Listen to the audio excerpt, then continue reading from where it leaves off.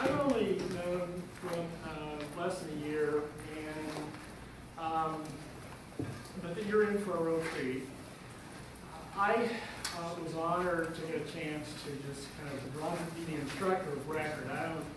I'm not giving any lectures. I'm just the coordinator. And again, I'm Thomas O'Brien. I'm the chair of the marketing department here at the business school. And I'm in awe of the people who speak here. So I run the discussion section, which is basically to let you talk with me, but being both Irish and Texan, that's difficult for me at times. And but you'll have to make sure I shut up. And you talk. That's the point. Now, tonight, we had, well, when we were playing this course, we had no trouble deciding who should kick it off.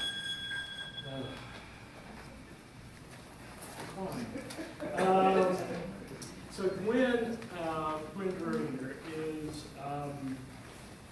the absolute top of the pinnacle of the Wisconsin idea. When you ask about the Wisconsin idea, everybody goes, well, you know, there's some twists and turns. You should talk to Gwen.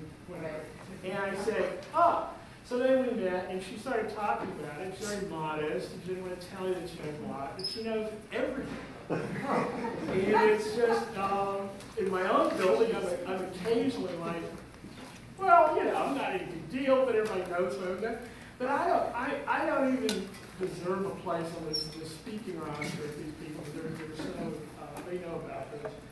So what I get to do is introduce a bunch of famous people and sit down and listen, which is a great deal. So Gwen got her master's degree in educational leadership in policy analysis here at UW, which is a very great degree to have for this kind of thing. UW is very good in that area. But her most important thing is she is the sort of safe keeper of the Wisconsin idea and make sure institutional memory and social memory of what it means to the Wisconsin idea to go forward and reproduced. She also ran the person who was the front of the UW Speakers Bureau. So if anybody anywhere in the state wanted a speaker, they talked to her, no matter where. And the great thing that's been noted about this is it's what you want. It's not what faculty want. It is not what some administrator want. It's what the citizens of Wisconsin want. And she got to do what she likes to do best, to serve the citizens of Wisconsin. And say, oh, I know somebody who does this. And here's the faculty that does this. And here's somebody who talked about this. And then they wanted to keep running it, and for personal reasons she couldn't, but she is graced us with her presence here tonight. So, thank you.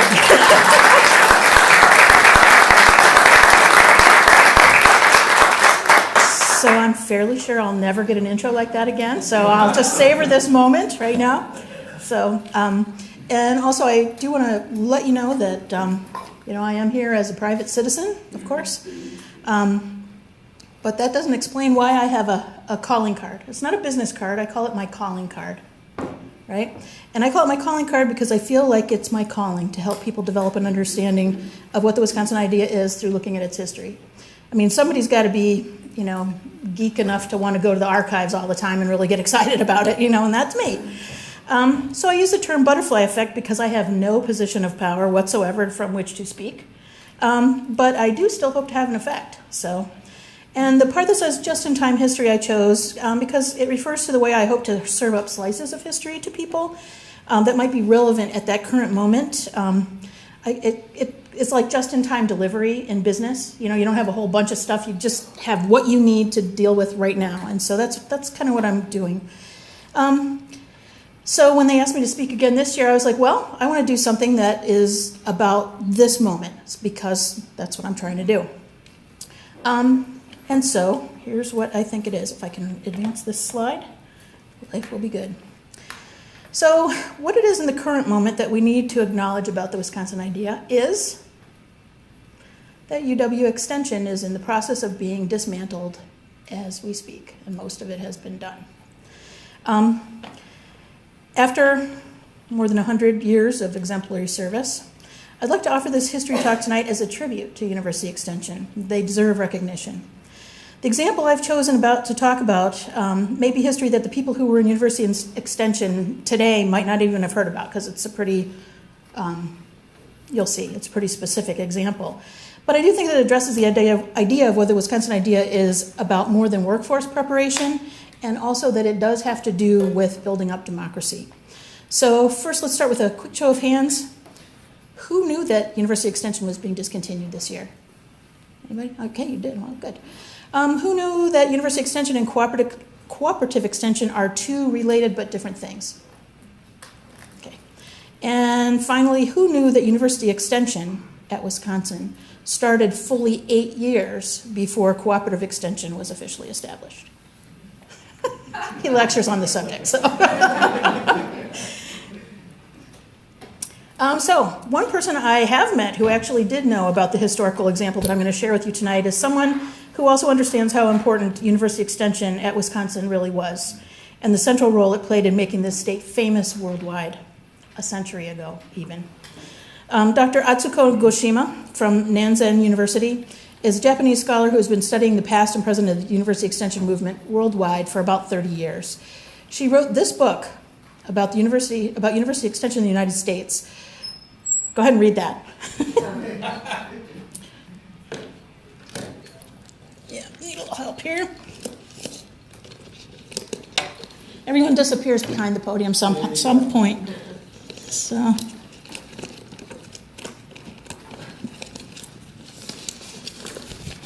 Yeah, we got really thrown because the room wasn't open when I came to set up my AV, so it was kind of a rushed thing at the last minute, even though I arrived early. All right, so this book, a substantial book, not a pamphlet, written all in Japanese except for a few words, is about the Wisconsin idea and University Extension. And Dr. Goshima gave me a copy of it, so I treasure that.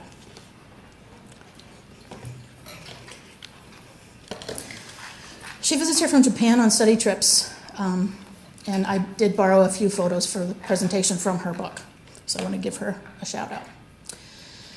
The other person I want to give a shout out to is Jerry Campbell, who is here. He and Tom Zinnan, who you may know from the Wednesday Night at the Lab series, which is done in this room, are going to actually give a talk about cooperative extension. I'm talking tonight about University Extension, which is the part that's being disassembled. Cooperative extension is continuing, and we'll talk a bit more about what that is. But if you want the deep down story about cooperative extension, Jerry and Tom are going to be giving a lecture on that here on October 17th, so FYI. Or you can stream it at that address that's on there.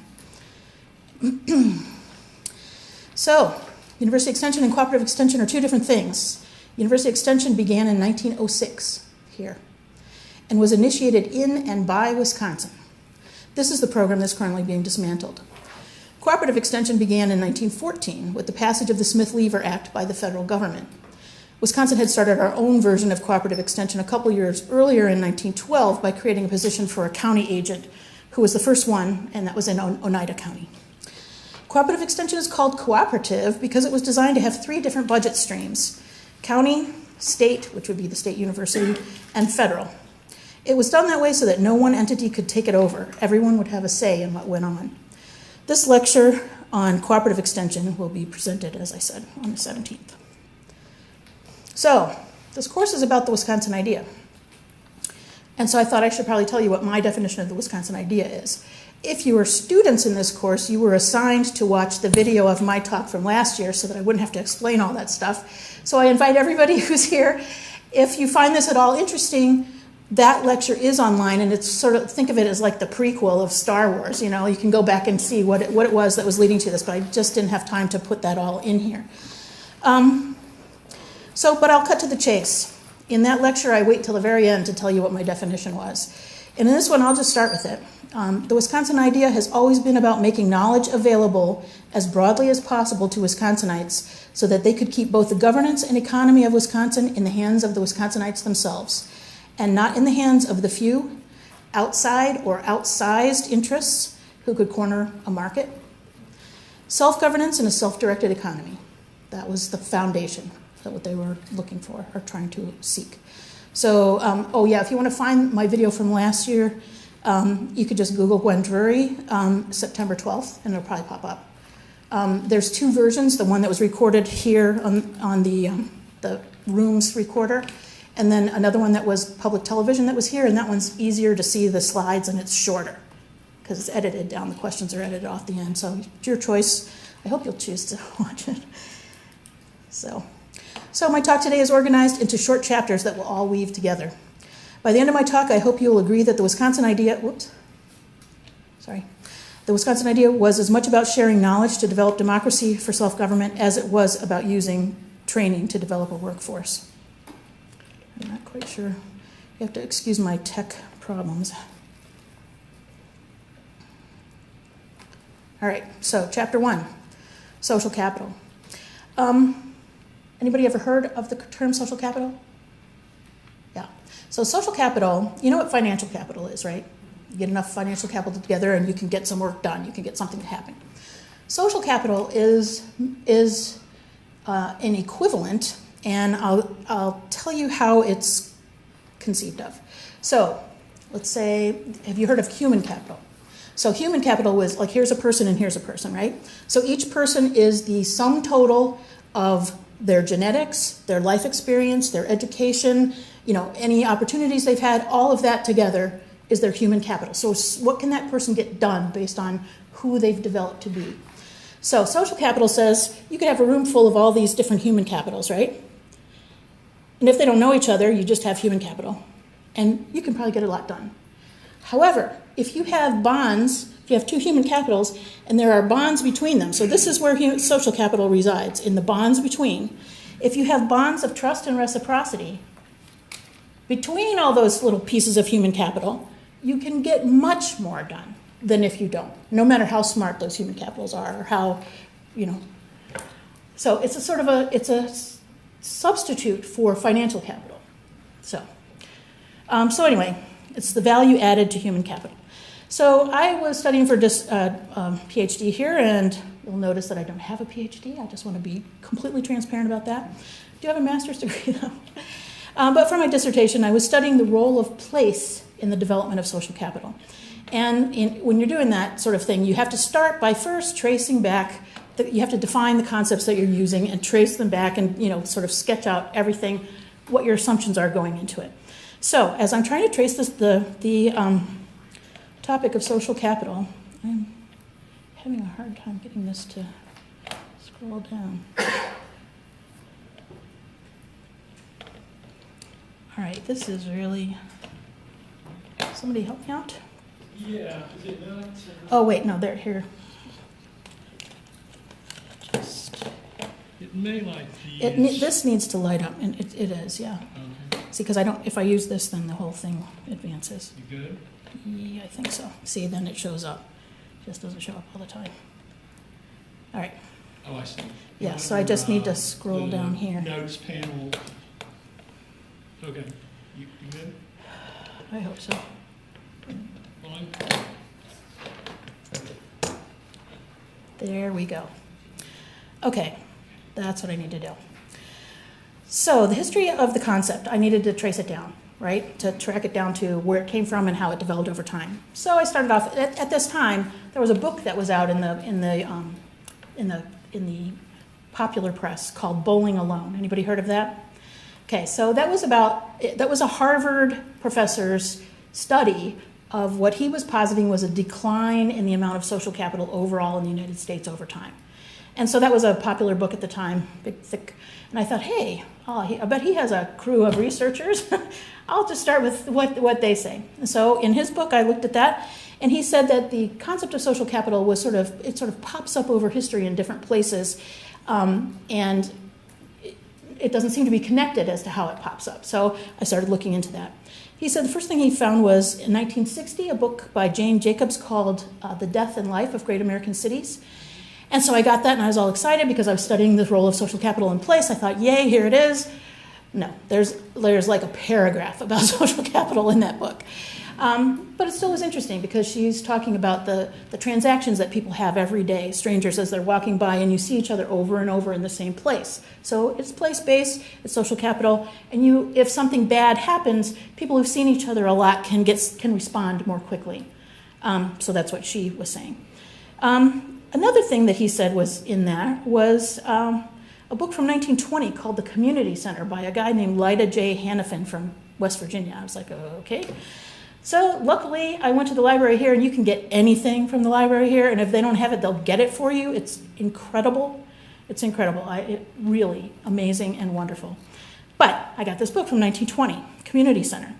And as I'm reading it, I'm like, oh, well, there were some definitions in there, and that was helpful. But I found a citation in there to an article from 1914 called Rural Social Centers in Wisconsin. I was like, oh, this is getting closer to home. This isn't West Virginia anymore. So I was getting excited about that. So I was, yes, indeed, able to get that article, too. Now, if I could just make the tech work, life would be really, oh, here you go. And when I got that article, it referenced a book from 1913 called The Social Center by Edward J. Ward. Well, that was interesting because the book was written about the first National Conference on Civic and Social Center Development, which occurred in 1911. That conference was held here on this campus. Do you guys know, my hair was standing up on my back. I was like, what? In what is now called the Red Gym. It was called the Armory Gymnasium at the time. So I kept looking for earlier references, and the earliest reference I was able to find of this as a written concept was in a speech by John Dewey given in 1902. And that's about as far back as I ever got. But he mentioned social capital in that, and it was in regard to this idea of social centers again. So I'm like, okay, I got to find out what the social center thing is. He was talking to teachers about a trend that was happening nationwide. People were beginning to use schoolhouses as community gathering spots. And teachers were taking a role in, putting together activities. Did you know that John Dewey got an honorary doctorate from this university in 1904? Do you know where he got it? In the Red Gym! It's just really weird. So the earliest mentions of the subject of social capital are tied to this place. The definitions have morphed over time, but generally they share the idea that ties between people based on norms of trust and reciprocity give a group more power to accomplish things.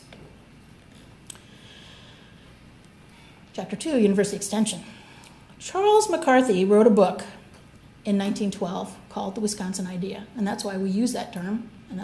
But he didn't invent the Wisconsin Idea, but he did express it in print for the first time that way.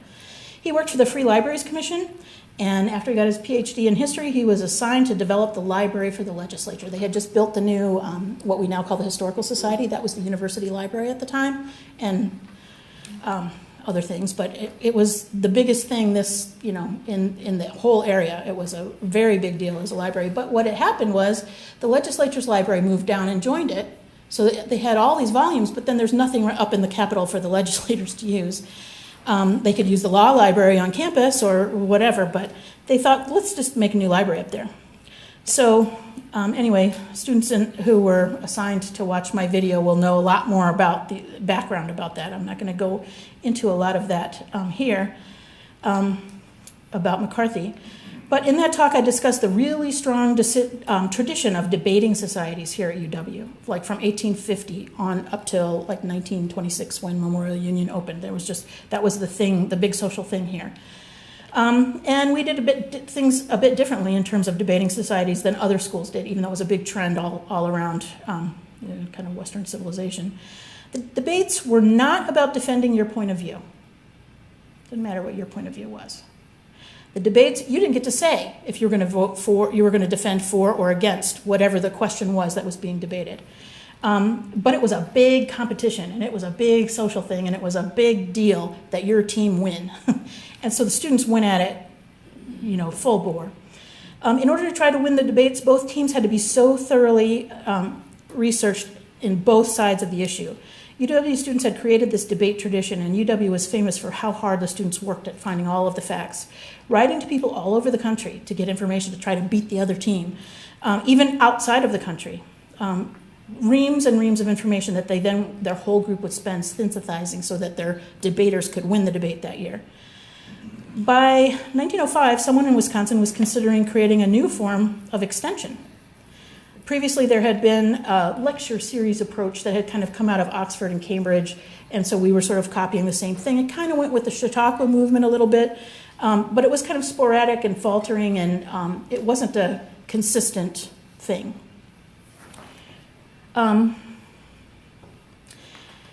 In October of 1905, Charles McCarthy wrote to John D. Rockefeller Jr. Did you expect to hear that? They were friends because they had both gone to Brown University, and McCarthy had played football, and Rockefeller Jr. was the manager of the football team. So they were friends, and they knew each other from then. McCarthy grew up extremely poor, and of course Rockefeller was the son of the richest person around in the United States. But so remember the Carnegie libraries and all that? So the philanthropy in libraries were sort of a natural. McCarthy's working in a library system then, which was just getting started.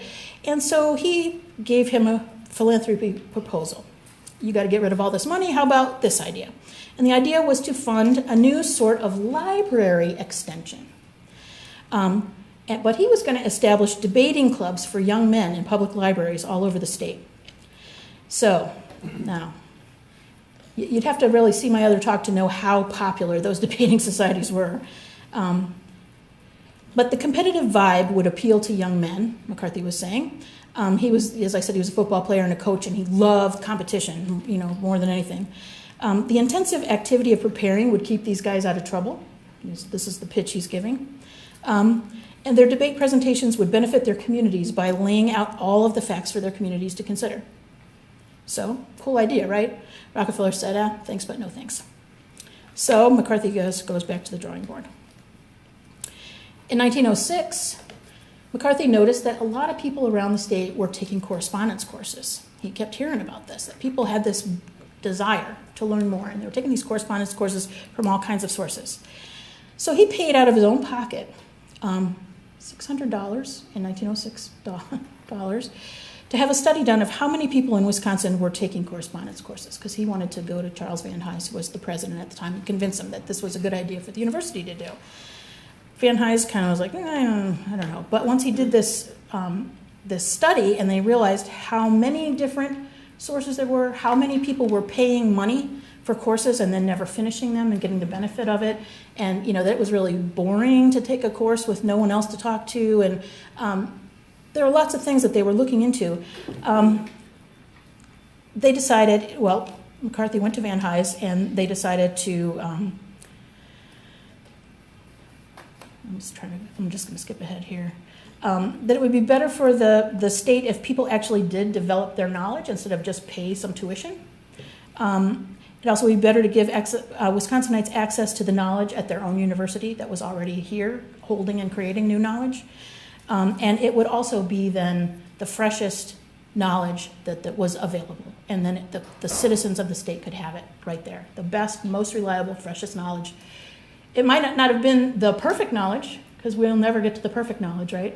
But it would be the best available, and that was the point. Van Hise agreed, and he asked the legislature for some funding to get the university started with correspondence courses in 1906. Sort of on a, let's try it out basis. By 1907, this was working well. And by 1907, McCarthy, who was working up at the Legislative Reference Bureau, at the library, the new library that was being built for the legislature, it was his job, he had persuaded members of the legislature that extension would be a great force to benefit all of the districts in the state. He had told Van Hise that this new extension division would, quotes, would do for the boys in the factories what the university was already doing for the boys on the farms. What about the girls? Well, McCarthy had a factory background before he went to college. His family, his dad worked in a shoe factory, and his mom ran a boarding house to feed shoe factory workers. McCarthy said that he had washed more dishes than anyone on the planet, because 3 times a day he washed dishes for 100 people by hand. So he may have a point. Anyway, by 1907, there was a vote held in the legislature on this idea, and it was unanimously passed by everyone in both houses, in both parties, everybody voted yes on to be the first in the nation to give an actual appropriation to fund an extension division. Okay, so here we are, that same extension division is now going away, and do you hear a lot of people talking about it? That's why I decided to talk about it. I decided this was the relevant thing that I wanted to talk about today. So that's also why there was a book about it written in Japanese, because we were the first. Extension started here with 4 major parts: the correspondence courses, instruction by lectures, information and general welfare, and public discussion and debating.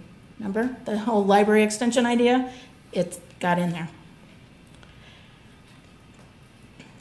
Social movement, chapter 3.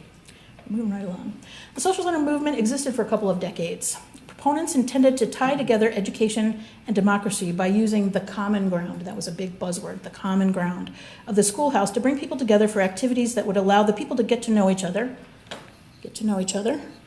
and get comfortable enough to share their varying points of view, learn together, and to be able to have a true deliberative democracy, like a town hall meeting every day, anytime you're there.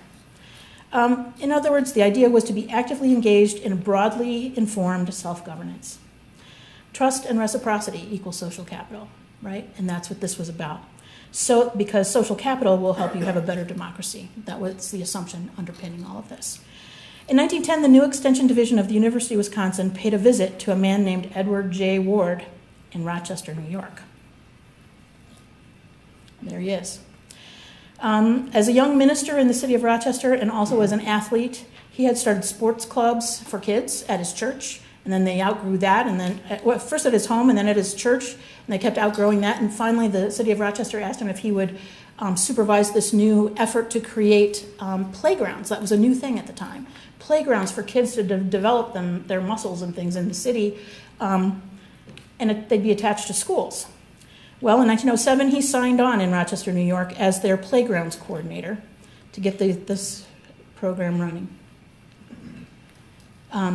He suggested that he might develop activity centers for adults as well, because it was going so well, and he was given permission to try it out because he was doing a great job. He traveled to Chicago to see what Jane Addams was doing there with the settlement house, Hull House, you may have heard of, which was very famous. He traveled to New York to see what John Collier was doing with a place called the People's Institute, which was adult education. He combined many of these ideas to create centers that drew in adults and were extremely active. He wanted to bring people together to create a sense of community so that they could work together to make their neighborhoods better. By 1909, he had opened 18 social centers around Rochester, most of them in middle-class neighborhoods. During this time, he met Louis Reber, the director of University Extension at Wisconsin, at a conference about playground development and the broader use of the school building, which was becoming a trend.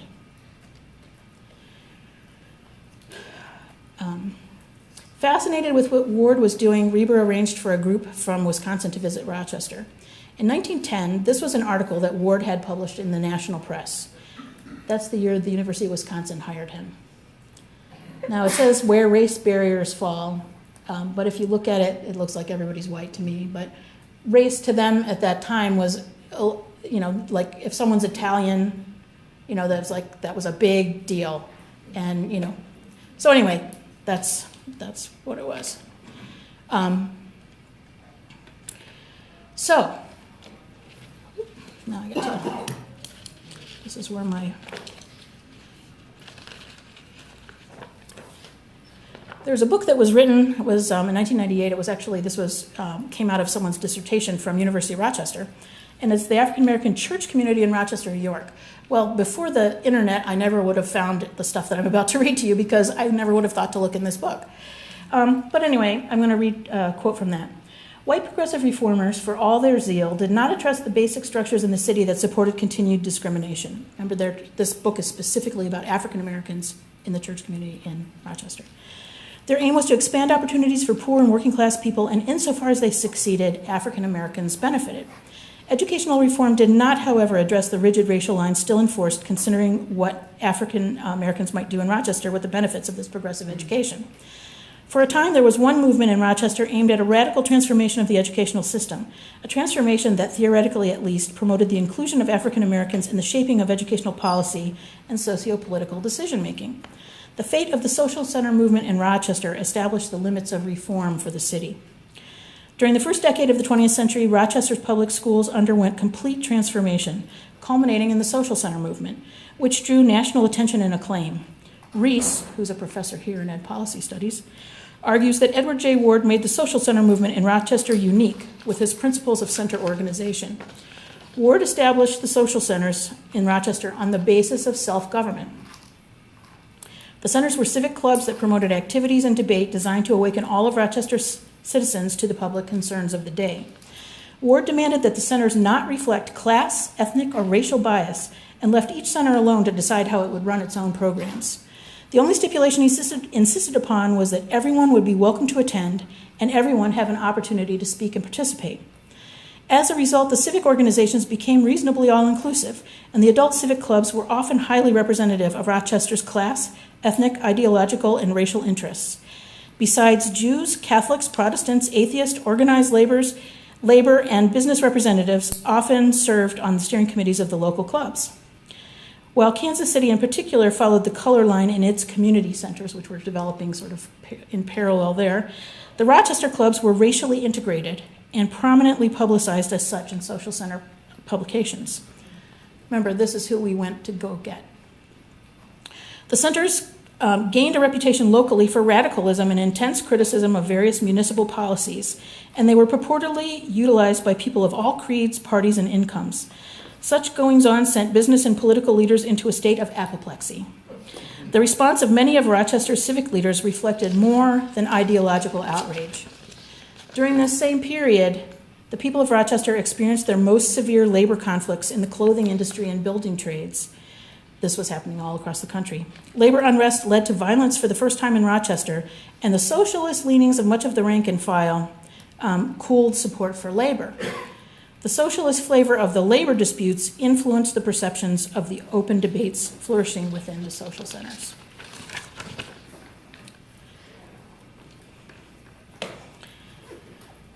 So, Extension went and hired this guy. But in the September of 1910, in like no time at all, Ward opened the Bureau of Civic and Social Center Development here within University Extension. Here is his version of events, of what I just read to you. This is what he said in his book, The Social Center. Then the idea was transplanted to the West. We're the West, because they really did consider us the West. And that's a very interesting thing that could be explored in a whole other course, probably. Here's what he said. One of the visitors of the social centers in Rochester was Senator Winfield Gaylord of Wisconsin. On the occasion of his visit, he said, "This is a miracle in New York State. It is manna, which tastes good but has no apparent connection with its environment, and I'm afraid it won't last overnight. If this development had appeared in Wisconsin instead of New York, it would have been a crop, and it would stay. The fact is that while the strong meat of," unquote, "the fact is, while the strong meat of democracy was proving too much for the feeble digestion of Rochester, it had begun to be the regular diet of Wisconsin and the other progressive states. Indeed, the social center idea is just another way of saying the Wisconsin idea." 1913. Just the expression in the local neighborhood of the method of fully using the public educational apparatus, which on the larger scale of the Commonwealth had begun to make the University of Wisconsin the leader among universities.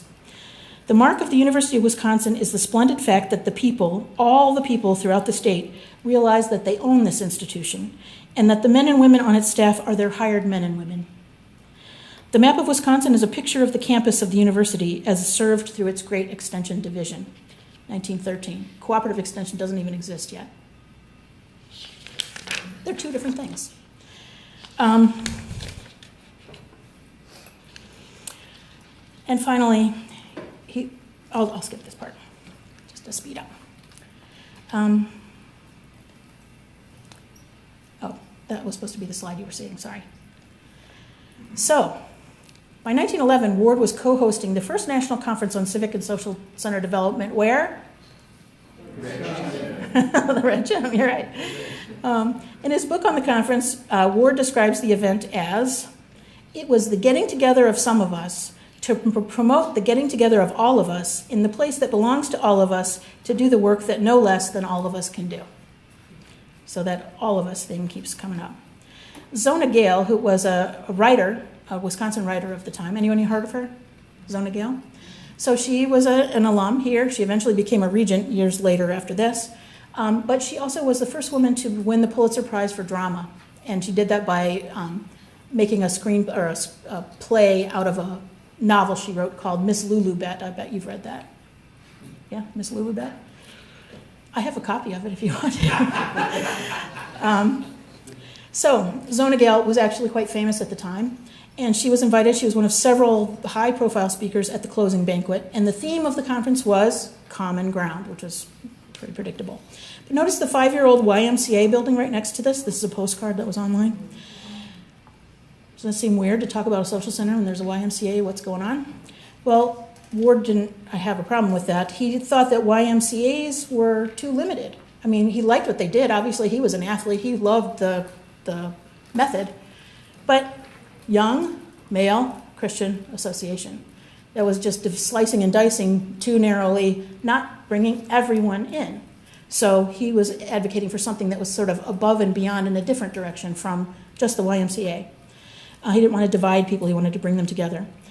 By 1918, so this group called the Social Center Association came out of this conference, emerged out of this conference.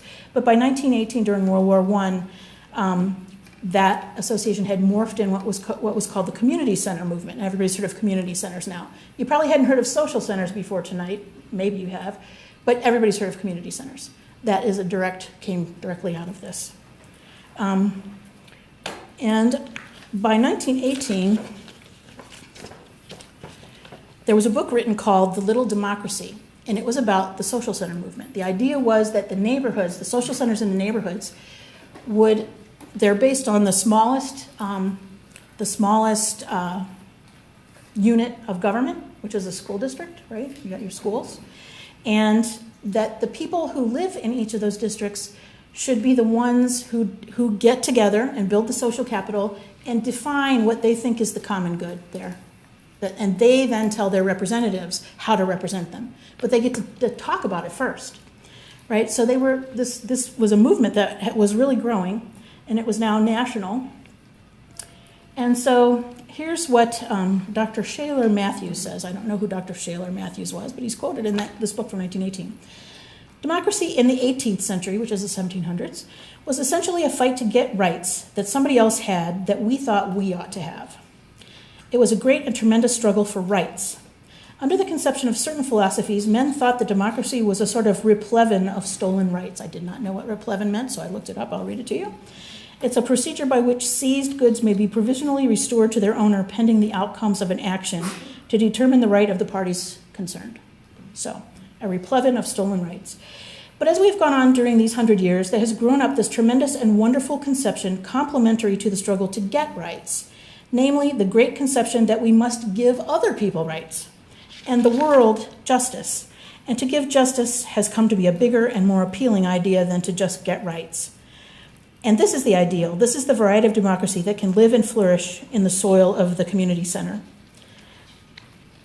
There has been during recent years a marked and growing tendency for the public school to develop into a house of the people, to be used by them for mutual aid and self-development.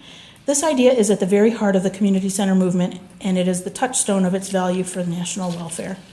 A great democracy like ours, extending over 3.5 million square miles of territory and including more than 100 million people at the time, must be alive, intelligent, and virtuous in all its parts. Every unit of it must be democratic.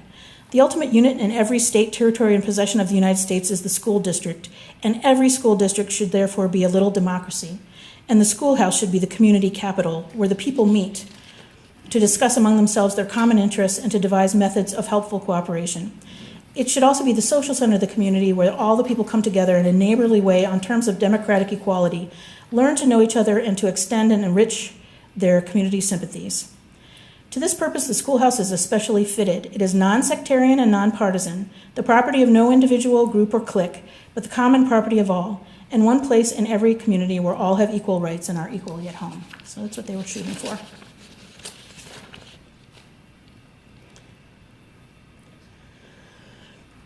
Can you see that? Yeah, I guess it's pretty good. This is from a March 1911 article by Louis Reber, who was the director of University Extension. It was in the Wisconsin Alumni Magazine, and the title of the article was University Extension. But in it, he mentions the social center movement.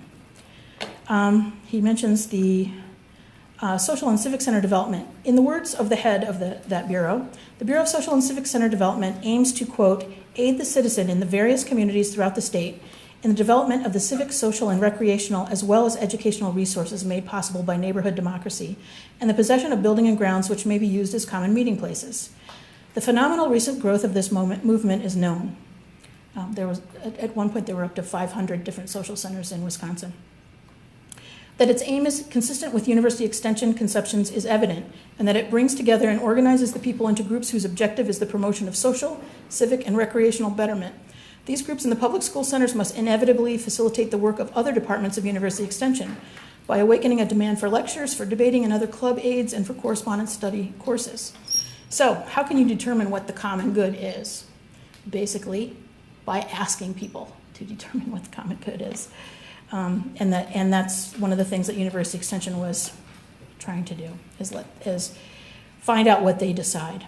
So their motto shows the schoolhouse in the middle, and the logo shows the schoolhouse in the middle, and their motto is from the corners to the center. So people who have very different points of view can benefit by coming together and exchanging those points of view.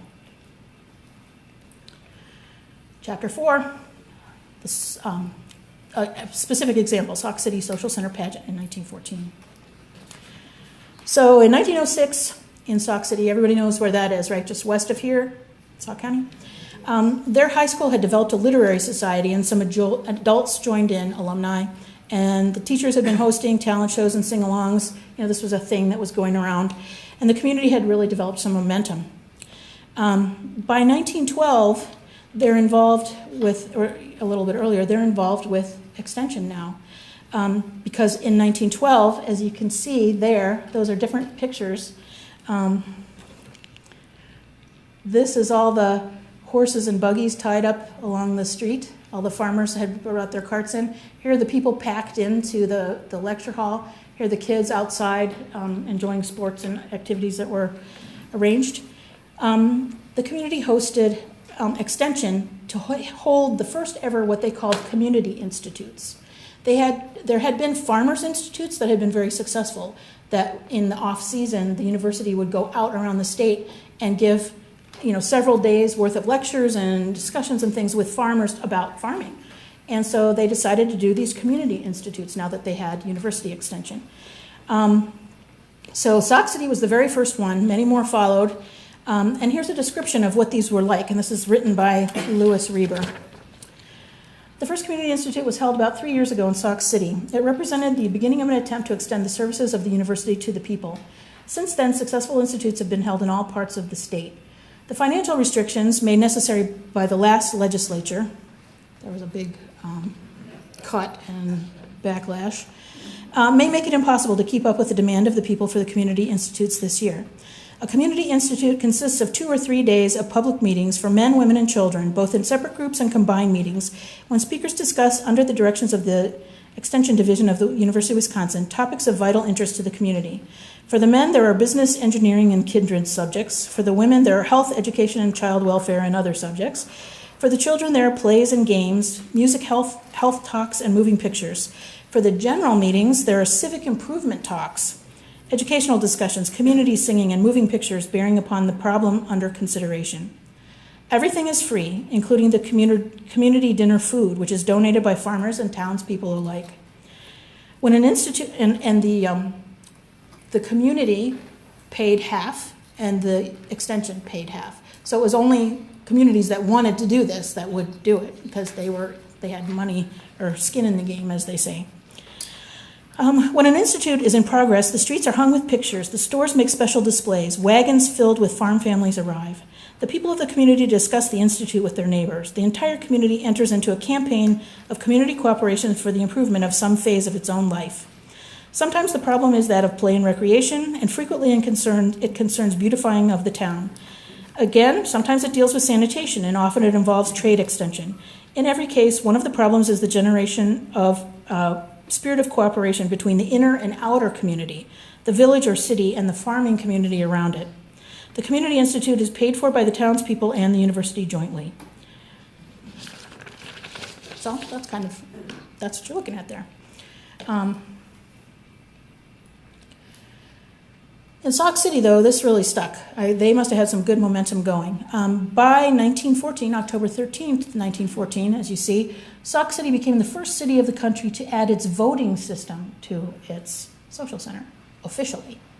And they also decided to hire the principal of their school, or pay him, to coordinate the activities that were in the school. So he wasn't, remember, it's self-government, so he wasn't designing them or, doing them, but, making sure that the lights are on and the budget is going and things like that. So just being the behind-the-scenes person. Sauk City had informally been calling what they were doing their social center, but by the end of their community institute, they had declared that they were going to create a social center, that they were the social center.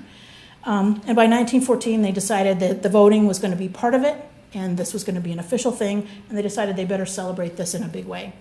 And one of the things that was a big thing at that time was called pageants. Not beauty pageants, but historical pageants. And they were doing this all over Europe and all over the United States.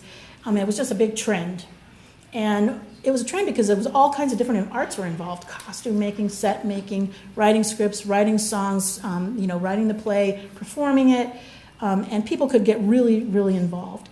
And so they decided to do one. And they generally were about the history of a place, a given place, the city of, and the cities would give their whole history.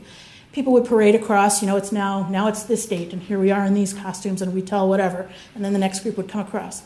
In Sauk City, they didn't do that. They had a great big park, and they set up different vignettes around the park, and the people acted out the things, and the crowd had to move around the park to experience the play. So it was like in the round or something. But they wanted to make sure they had a crowd. So before they had this thing, it took huge amounts of planning, obviously. They did postcards. This is a postcard of actors representing the Sac and Fox tribes who had been resident in that area. And I'll go right on quickly. We'll go through. These are scenes from the actual play. Note that the actors were not walking across the stage. You can see the crowd kind of in the background in this one, sort of lining that area. So Marquette and the French trappers arrive. 1840, the guy who established the city and got it officially made the first city the first official city in Wisconsin, founds the town. He's also the guy who started Wellersheim Winery, if anyone wants to know, across the river. Then German immigrants arrived. But German immigrants arrived in two waves. Sort of a conservative wave of people who wanted to come here and get land and be farmers and things like that.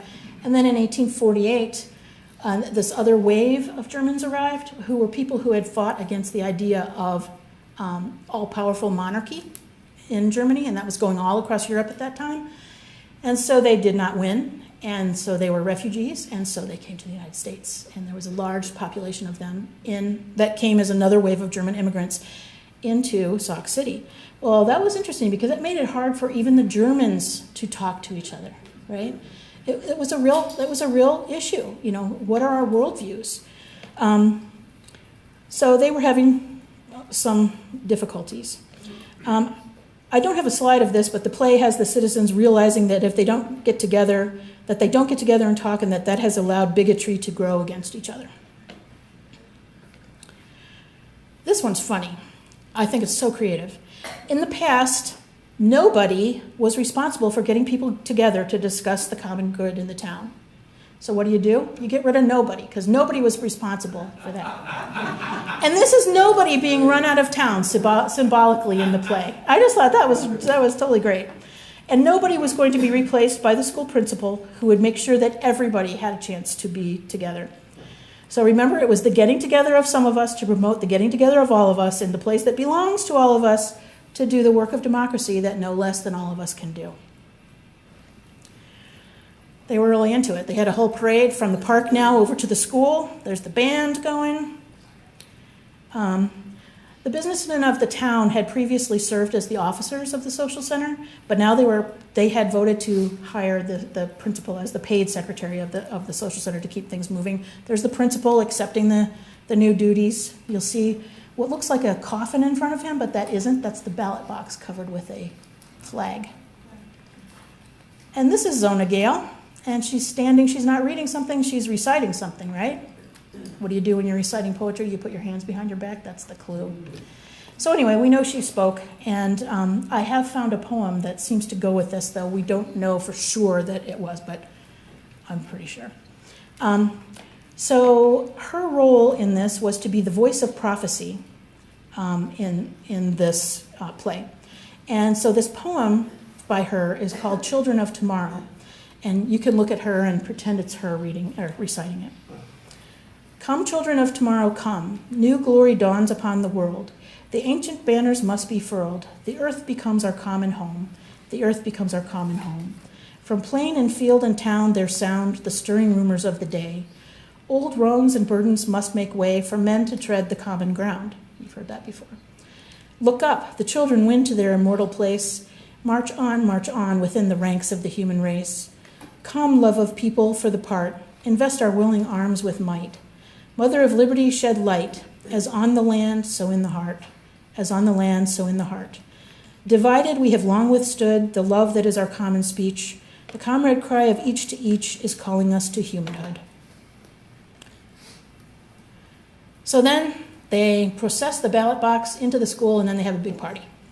So that was the end of the social center, except for the fact that the actors all assembled for a panorama photo.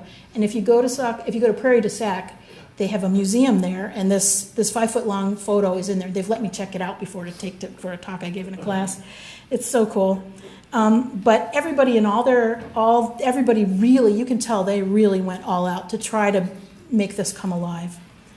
And there's a little key that they made, and if you look at the key, you'll see a few things that I want you to take note of. Edward Ward, right here. Mrs. Ward, there too. And the Ethel Rockwell, who wrote the play, is there. But here's one that I want you to remember for a couple slides from now. Robert Berkey Sr., there's his son, but this is Robert Berkey Sr. He's right there. File that away.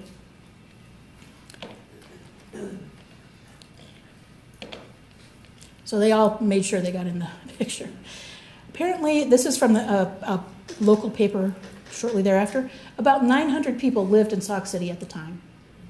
4,000 people came to this show. They came by train, horse and buggy, and farm cart.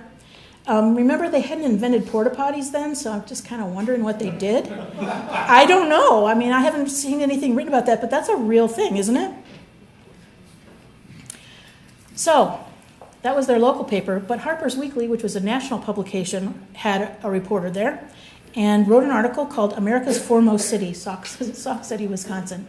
And that was because they were the very first ones to put their ballot box in their school specifically and to hire the principal to keep the wheels turning and keep this getting together of everyone going. Chapter 5, there's only 6 chapters, so we're getting there, is the story of J. Stevens Tripp. And the museum where that big long photo is called the Tripp Museum. And that's the Sauk City Historical Society Museum, and it's over in Prairie du Sac. J. Stevens Tripp. Who's heard of Tripp Commons? Who's heard of Tripp Residence Hall? Do you ever know who Tripp was? Well, I got this book. I have a really great collection of books, I have to say. But this book is from 1947, and it's the story of gifts and bequests which have been given to the University of Wisconsin during its first century. And this is what they say about Tripp. When J. Stephen Tripp, prominent lifelong resident of Sauk County, died in 1915, it was discovered that he had left most of his fortune, approximately $600,000, to the University of Wisconsin. He had no known connection with the university, so his benevolence was a complete surprise to campus officials. It was discovered that after reading the will of Colonel William F. Vilas, in which Colonel Vilas bequeathed his entire estate after the death of his immediate heirs to the university, Mr. Tripp came to Madison and spent a day tramping over the campus. He was so impressed with what he saw there that he went home and made his will. Anybody believe that? During his long lifetime, Mr. Tripp was held in respect and esteem by his fellow citizens. He served in the state legislature, was postmaster at Sauk City for 7 years, town clerk of Prairie du Sac for 16 years. Those towns are right next to each other on the river. President of the village of Prairie du Sac for 20 years, and a member of the Sauk County Board of Supervisors for 15 years. It's like he couldn't walk down the street without getting elected. His estate, administered by his friend and partner, Orlando Stone, was settled and turned over to the Board of Regents in 1924. From the available funds, the university built Tripp Hall, a dormitory, and Tripp Commons in the Memorial Union, and established a scholarship. With the remaining real estate holdings, the university acquired 1,200 acres of land near the campus, now used for the huge Arboretum project, and valued in excess of $2 million. So that answers a lot of things you probably didn't know.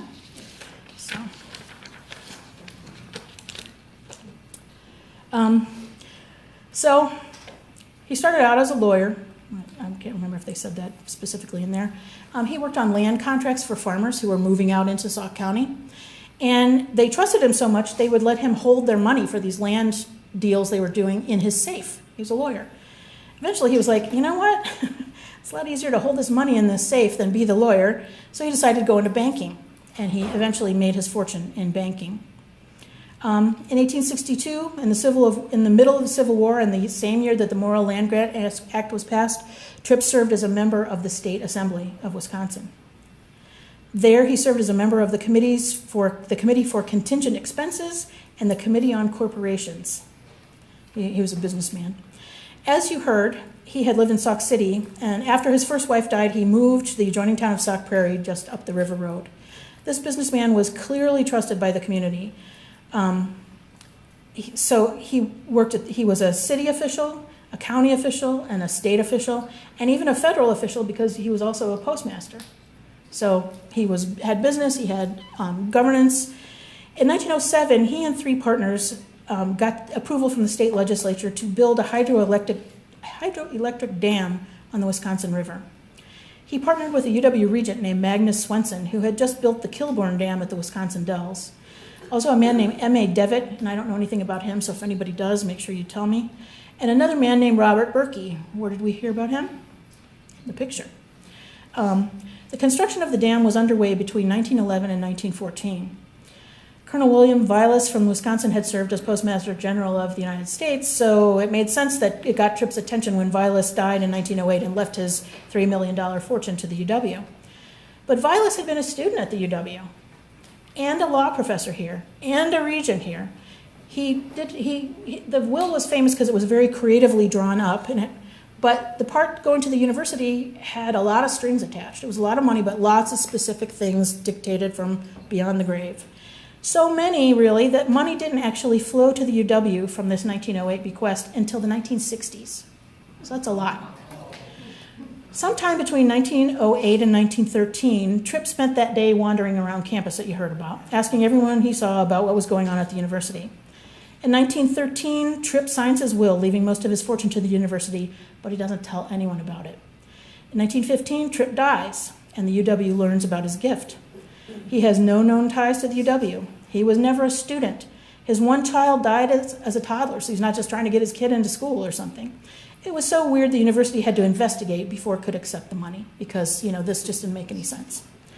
They found that his money came from a rock-solid bank that he had built over the years. This was a lot of money in those days, nearly $600,000, with no strings attached.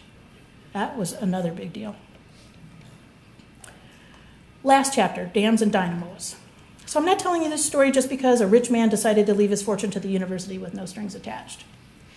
I'm telling you this because it was clear that this businessman and elected official trusted the university to do the right things with his money. His partner in the dam project, Robert Berkey, had clearly been involved with University Extension.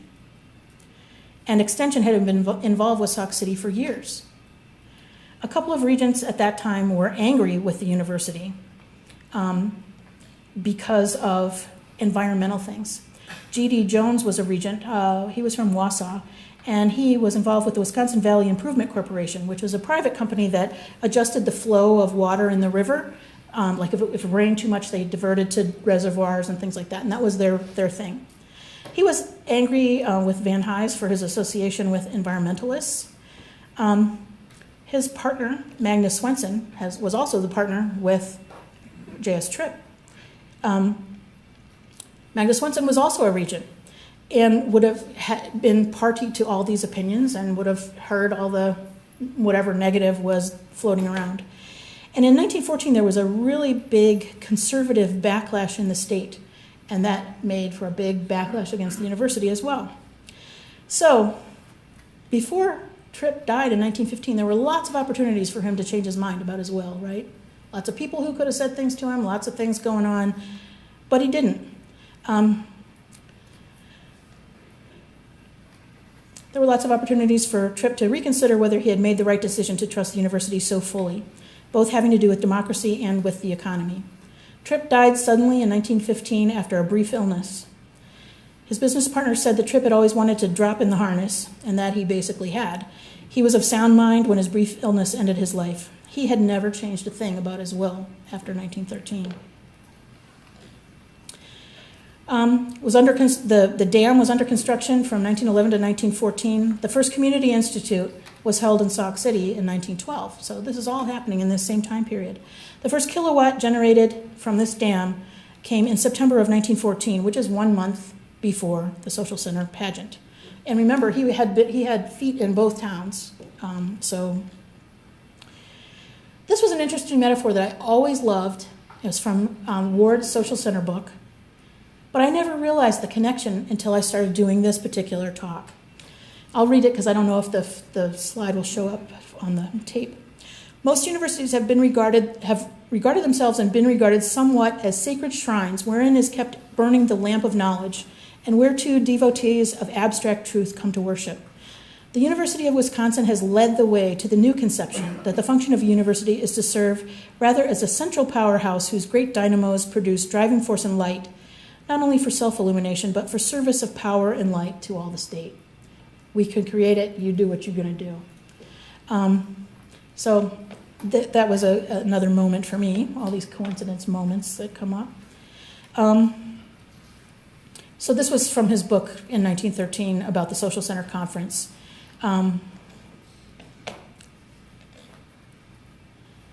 Today, this building, the Memorial Union at the University of Wisconsin-Madison, did you know it was built to be a social center here on this campus? And I can do a whole different lecture about that if you like.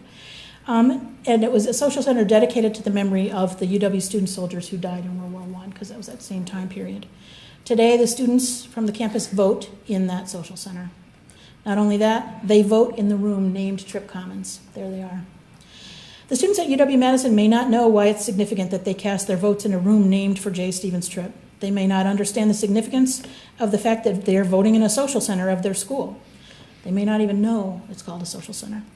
They may have no idea that what University Extension was, or that it has been discontinued, or even about the state's historic linkage of knowledge and self-governance to build a strong democracy. And that is a sad thought. In conclusion, I told you at the start of my talk that by the end of my talk, I hope you will agree that the Wisconsin idea was as much about sharing knowledge to develop democracy for self-governance as it was about using training to develop a workforce. So here's a quick review of the chapters of this talk. First one, about social capital. Then I talked about UW Extension, how that came about. Social Center movement, the conference at the Red Gym, etc., and nationally and Ward. The specific Social Center pageant in Sauk City.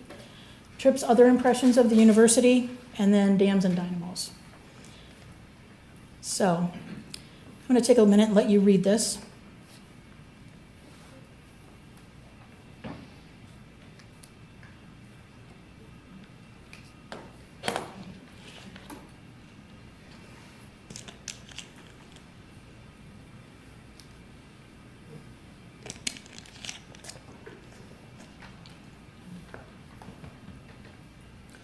So this email became available to the public as a result of an open records request made by Wisconsin Public Radio. So You know what? Tech is great, except when you can't make it work. It's entirely possible that Ray Cross, the president of the entire UW system, may not have understood that the bedrock of University Extension and of the Wisconsin idea has always been about keeping both the governance and the economy of Wisconsin in the hands of Wisconsinites themselves, and not in the hands of the few, outside interests who could corner a market. He may not have realized that this is the reason there has been such a strong shared governance tradition in our state, or that that's why we were once the only state in which shared governance was enshrined in law. Though Ray Cross did not consult with the people working in the University of Wisconsin system before making his decision, he apparently did speak with others, including Representative Dave Murphy, Republican of Greenville, who chairs the Assembly's Committee on Colleges and Universities. According to news reports I've read, Representative Murphy had written a term paper in 2015 to pitch as an idea to the Assembly Speaker. In it, he said he wanted to, quotes, eliminate or reform, 2015, eliminate or reform the University of Wisconsin's colleges and extension. It's an antiquated system that was originally designed for an agrarian economy. Wow, that's interesting. Cooperative Extension, the one that's still going on, was designed for an agrarian economy and still is. I mean, 4-H, there's all sorts of things that came out of Cooperative Extension. University Extension, when it was first proposed, remember, was designed to do for the boy in the factory what the university is already doing for the boy on the farm. So I guess he didn't know that. So Ray Cross is the person now in charge of stewarding the Wisconsin idea. He may not have known, and that too is a sad thought. University Extension, started here in Wisconsin in 1906, is gone. It was eliminated without public discussion and without any element of self-governance. The question is that we as Wisconsinites need to think about is, what does that mean for the future of the Wisconsin idea? That's for you to decide, not me.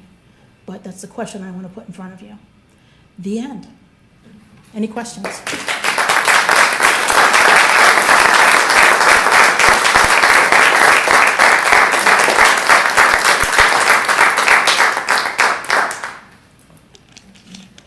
You knew all this before you came in? Any thoughts? I have a question. I want to say thank you for a really fascinating and also very moving, poignant talk.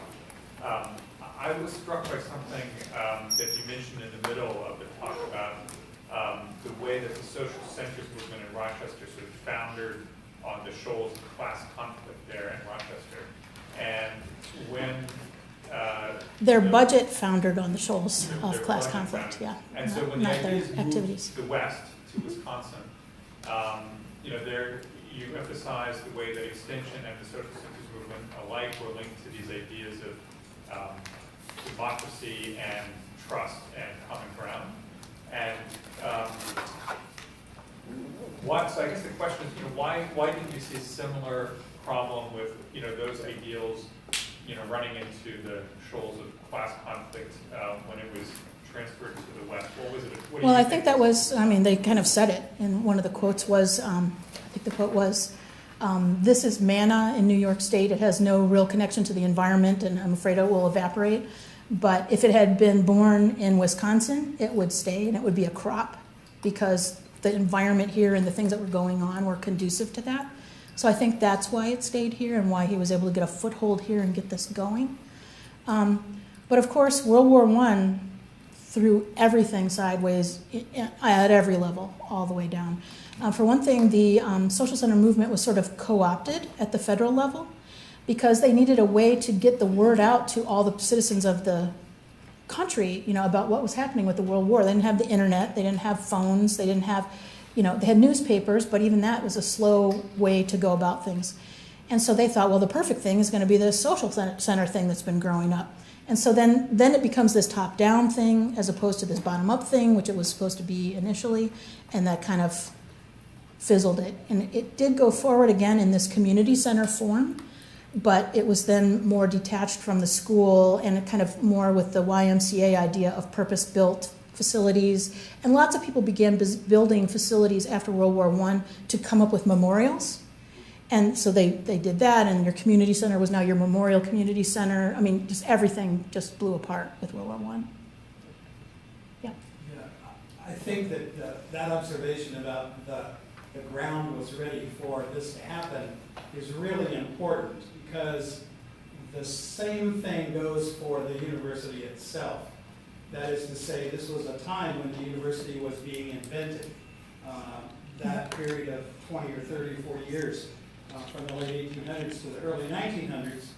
And there was, Charles McCarthy once wrote to Van Hise and said that something like, I doubt that more than 15% of your faculty believe in these ideas of extension, but you should do it anyway. And I think there was the sympathy in the part of the leadership of the university, the presidents of the university at the time, to do this kind of work. At the end, I'll make an announcement about a class I'm going to do, too, called Debating the Wisconsin Idea. What should the University of Wisconsin do? We did not consort on that title, but the other thing I think is that in academia, since 1906, there were a whole set of trends that moved academia into disciplinary dimensions, moved it into an idea that you are creating individual human capital with little concern for creating social capital. And I'm absolutely convinced that the current UW Board of Regents and President Cross believe that a university is about creating individual capital, and that does not require connections that involve social interactions. And so that may explain. Yeah. So, I mean, that's part of our current politics, is that individualism is the reigning supreme. And it's no wonder in our current politics that the most hated groups in recent elections on the Republican side have been people like Barack Obama, because he's black, yes, but also because he was a community organizer. He was a person who had made his reputation in his early work and his ideas, many of his ideas, helping people speak back to the conditions of poverty and other dimensions. So it's a really interesting subject. I love your lecture. I thought it was absolutely on the mark. And I'll give a big endorsement for watching the film, having seen this lecture, the video of last year's lectures, because there's a new lens with which to look at that accounting of other dimensions of what was going on. Thanks. Yes, sir. So I like a lot of people, I didn't read the Bowling Alone book, but I remember there's so much discussion of it at the time, and just people are not kind of getting together in these types of situations.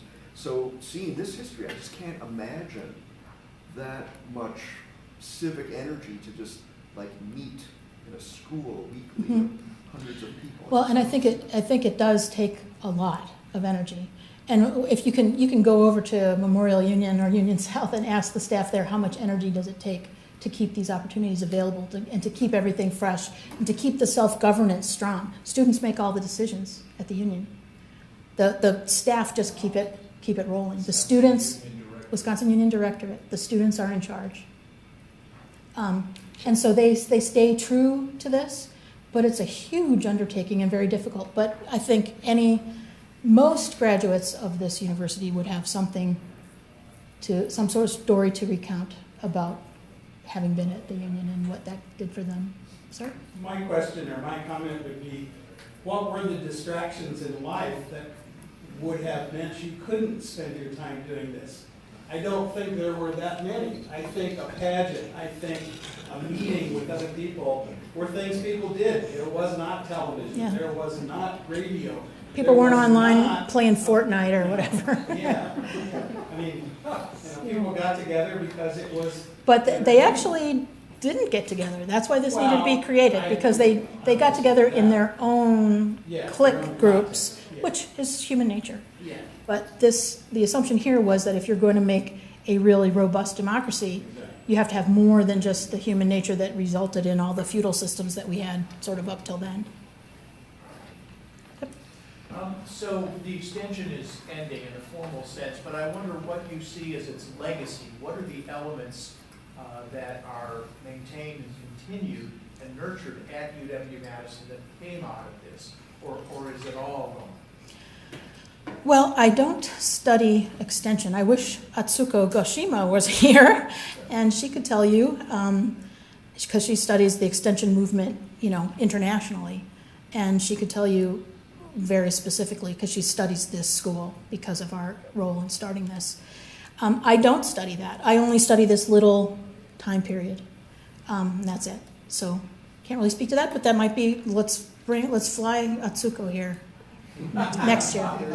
Yeah, it'd be better if she gave this talk, actually. She would have known a lot. Yes? So one of the other contemporary critiques of higher education, and especially in our state, is that faculty do not spend enough time in the classroom teaching. Is that the individual, in developing the individual? I believe there's a perception there's too much time spent on research, and then I guess the perception is that research doesn't benefit the state. It doesn't feed into cooperative extension. Well, I think that probably goes to... Well, there's still a foundation belief in our country that school is about a person talking to 15 or 20 or 30 others. I used to say it was, a person sitting on a higher stump and a group of people sitting on smaller stumps in a circle. And, I remember years ago when we were first trying to decide, okay, how are you going to decide how many faculty you need to teach these courses? Okay, 17 students per faculty. And you do a calculation, an estimate, and so forth. Sorry, this is personal but real. I married a school teacher's daughter. I would go to that school teacher the first year I worked here and tell her, she'd say, what are you teaching? I said, I'm teaching 2 courses, one in one semester, one in the other semester. Well, what else are you doing? She was a 5th grade school teacher. She knew what it meant to be a teacher, and that means, the bell rings in the morning and you do your job until it rings in the afternoon. And I think for a very large number of people, that is exactly what they think the life of a teacher should be. And so there's not a lot of understanding. We're out of time, so I'm going to wind it up on that note and saying, even for this one little wimpy talk that I just gave you, my poor husband had to suffer for weeks with our kitchen table being covered with books and papers and all kinds of stuff, and me just sitting there, just slogging away, trying to put all these pieces together in a way that I could present it to you. I'm not a professional speaker, and so I was like, really, it stresses me out totally to do this. Really, it does. But it was awesome. Thank you. Thanks.